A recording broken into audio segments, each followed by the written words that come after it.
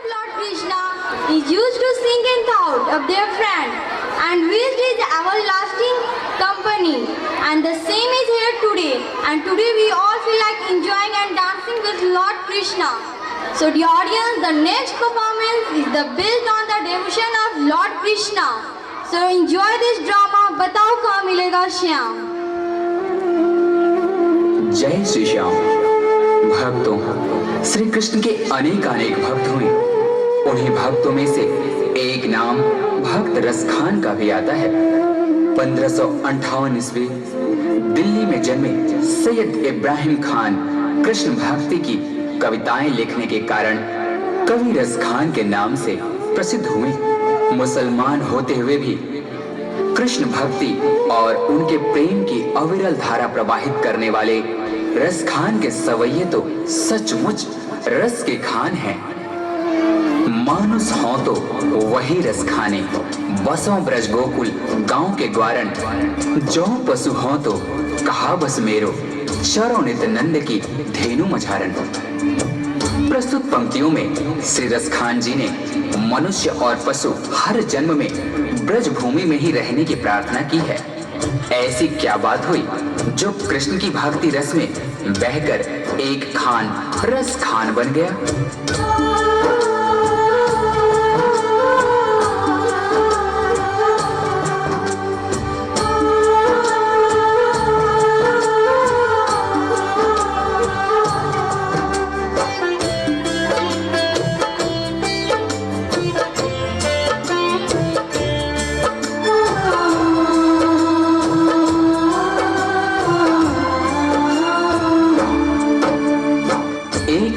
साहब पान खाने के उद्देश्य से एक दुकान पर जाते हैं। तभी अचानक उनकी नजरें उस दुकान पर लगी बाल कृष्ण की छवि पर पड़ती है। उन्होंने उस पान वाले से पूछा, भाई ये नन्हा सा बालक कौन है जिसका इतना कोमल शरीर परंतु इसके पांव में एक जूते तक नहीं। ये जिस जमीन पर खड़ा है वो कितनी खुरदरी है। तभी पान वाले ने कहा, भाई खान साहब इसका नाम श्याम है और अगर इसके इतनी ही फिक्र है तो आप ही इसके लिए जूते बना कर लाइए ना। ये बात खान साहब के हृदय को छू गई। फिर क्या था, दूसरे ही दिन हाथों में नन्हे श्याम के चरण पादुका लिए वे उसी पान वाले से पूछते हैं, बताओ कहाँ मिलेगा श्याम, बताओ कहाँ मिलेगा श्याम, बताओ कहाँ मिलेगा श्याम, बताओ कहाँ मिलेगा श्याम। चरण पादुका लेकर सबसे, चरण पादुका लेकर सबसे पूछ रहे रस खान, बताओ कहाँ मिलेगा श्याम, कहाँ मिलेगा श्याम, बताओ कहाँ मिलेगा श्याम, बताओ कहाँ मिलेगा श्याम।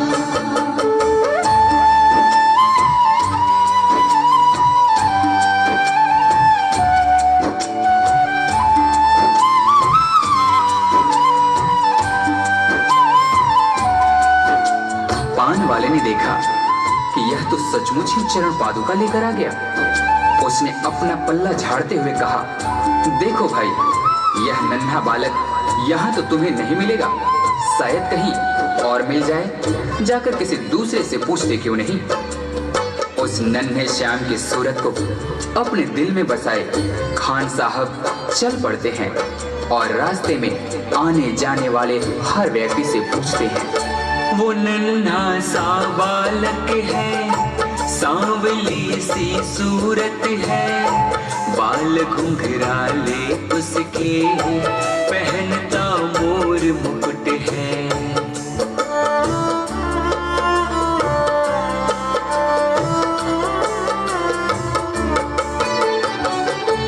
नैन उसके कजरारे, हाथ नन्हे से प्यारे, बांधे पैजनिया पग में, बड़े दिलकश है नजारे।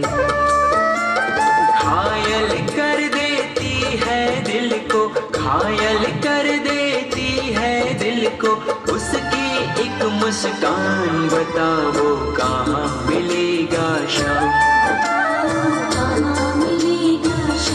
बताओ कहाँ मिलेगा श्याम।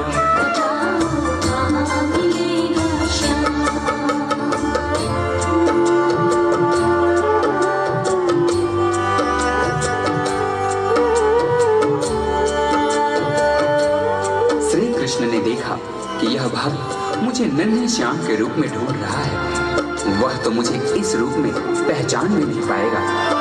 तभी वे एक साधारण व्यक्ति का रूप धारण कर खान जी के पास जाकर सारी बातों को सुनने के पश्चात उनसे कहते हैं, समझ में आया जिसका पता तू पूछ रहा है, वो है बांके बिहारी जिसे तू ढूंढ रहा है।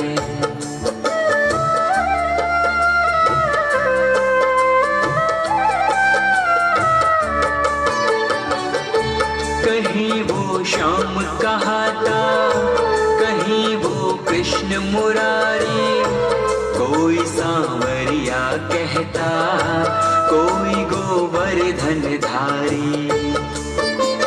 नाम हजारों ही है उसके, नाम हजारों ही है उसके, कई जगह में धाम बताओ कहाँ मिलेगा श्याम, बताओ कहाँ मिलेगा श्याम।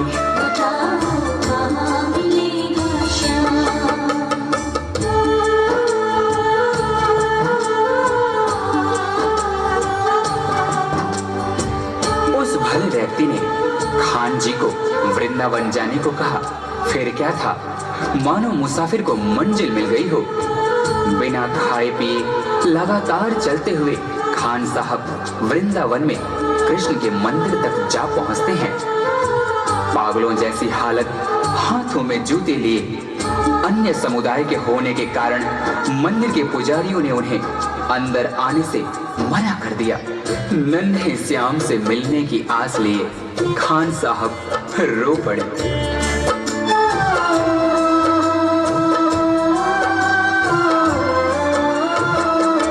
मुझे ना रोको भाई, मेरी समझो मजबूरी, शाम से मिलने दे दो, बहुत है काम जरूरी।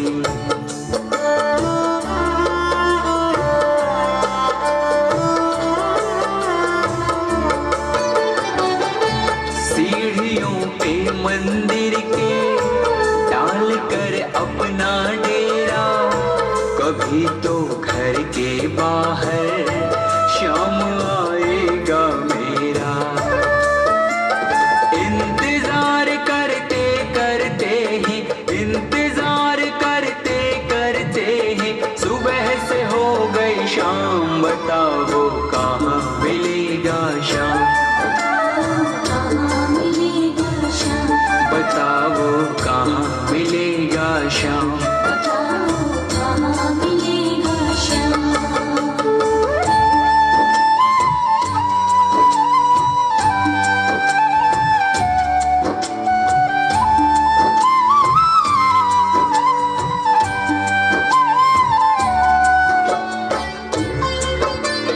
खान साहब के मन में नन्हे श्याम से मिलने की आस थी।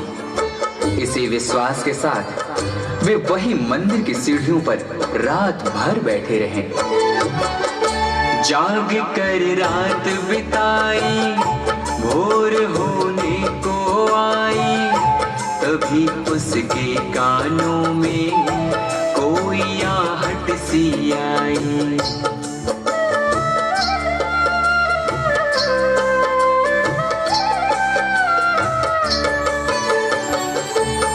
आगे पीछे देखे, वो देखे दाएं बाएं, वो चारों ओर ही देखे, नजर कोई ना आए। झुकी नजर तो कदमों में ही, झुकी नजर तो कदमों में ही, बैठा नन्हा श्याम, बताओ कहाँ मिलेगा श्याम,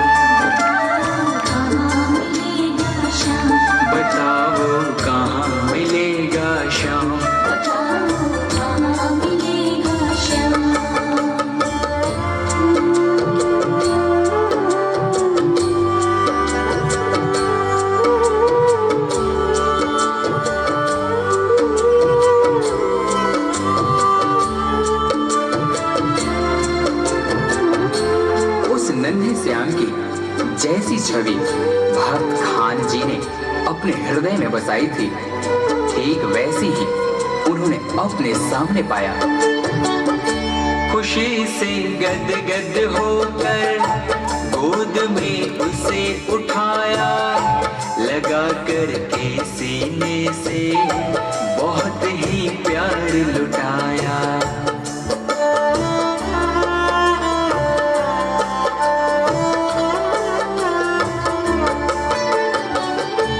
पादुका पहनाने को पाँव जैसे ही उठाया, नजारा ऐसा देखा कलेजा मुंह को आया। कांटे चुभ चुभ करके घायल, कांटे चुभ चुभ करके घायल हुए थे नन्हे पाँव। बताओ कहाँ मिलेगा शाम, बताओ कहाँ मिलेगा शाम।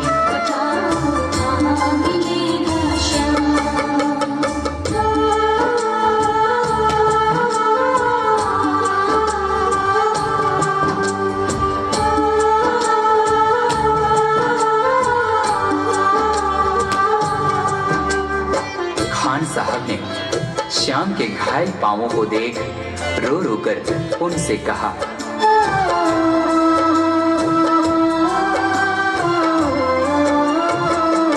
खबर देते तो खुद ही तुम्हारे पास में आता, न पग में छाले पड़ते न चुभता कोई कांटा। परंतु उस मूर मुकुटबंसी वाले ने मुस्कुराते हुए खान जी से कहा, छवि जैसी तू मेरी बसा के दिल में लाया, उसी ही रूप में तुमसे यहाँ मैं मिलने आया। गोकुल से मैं पैदल आया, गोकुल से मैं पैदल आया, तेरे लिए ब्रजधाम। भाव के भूखे हैं भगवान, भाव के भूखे हैं भगवान।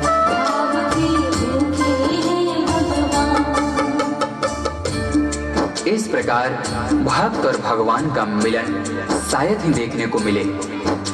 जाकी रही भावना जैसी हरि मूरत देखी दिन तैसी। कन्हैया ने कहा, हे भक्त, आपने मुझे बाल रूप में खाली पांव देखा था उन पथरीली रास्तों पर। तभी तो मैं उसी अवस्था में आपसे मिलने के लिए गोकुल से वृंदावन पैदल दौड़।